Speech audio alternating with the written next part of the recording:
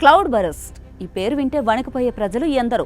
ఇది సంభవిస్తే ఆకాశం కూలినట్లుంటుంది. ఒక్క క్షణం ముందు జీవం నిండిన ఊర్లు ఆ క్షణం తర్వాత మౌనంగా మారిపోతాయి.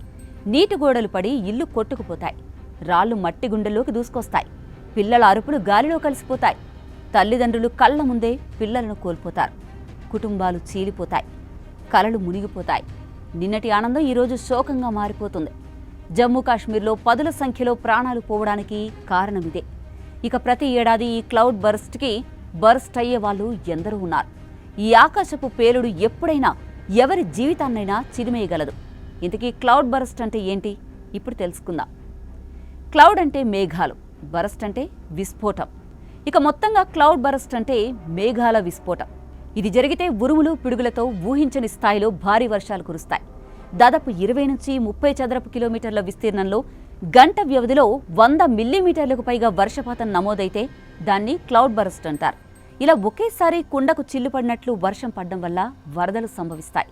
ఒకే చోట భారీ స్థాయిలో పడే వర్షాలు మన దేశంలో ఎక్కువగా హిమాలయ పర్వత ప్రాంతాలే. ఎందుకంటే ఈ పర్వత ప్రాంతాలు మిగతా ప్రాంతాల కంటే ఎత్తులో ఉంటాయి. కానీ అక్కడ వేడి వాతావరణ పరిస్థితుల వల్ల వర్షాన్ని కురిపించడం మేఘాలకు సాధ్యం కాదు.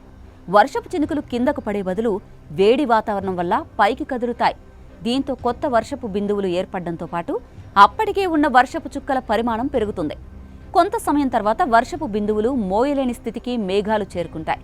దీంతో అవి ఒక్కసారిగా వర్షాన్ని కురిపిస్తాయి. ఇండియాలో ఏటా వర్షాకాలం సమయంలో హిమాచల్ ప్రదేశ్, కాశ్మీర్, ఉత్తరాఖండ్లలోని ఎత్తైన ప్రదేశాల్లో పలుచోట్ల క్లౌడ్ బరస్ట్ సంభవిస్తూ ఉంటుంది.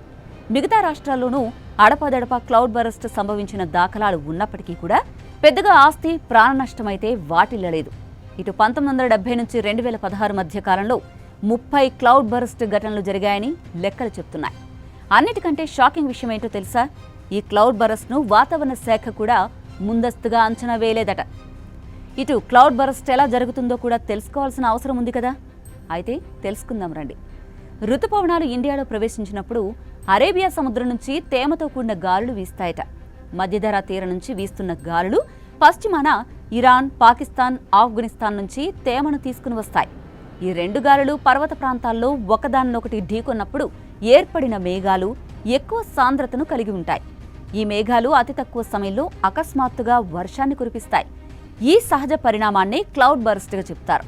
దేశంలో పర్వత ప్రాంతాలు ఎక్కువగా ఉన్న రాష్ట్రాలు హిమాచల్ ప్రదేశ్, కాశ్మీర్, ఉత్తరాఖండ్.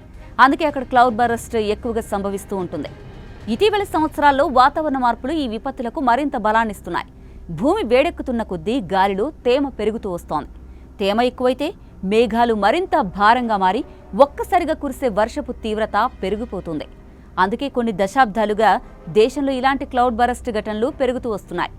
2013లో ఉత్తరాఖండ్ కేదార్నాథ్లో జరిగిన విపత్తులో 6,000 మందికి పైగా ప్రాణాలు కోల్పోవడం నుంచి ఈ మధ్య జమ్మూ కాశ్మీర్ వరకు అనేక ఘటనలు జరిగాయి.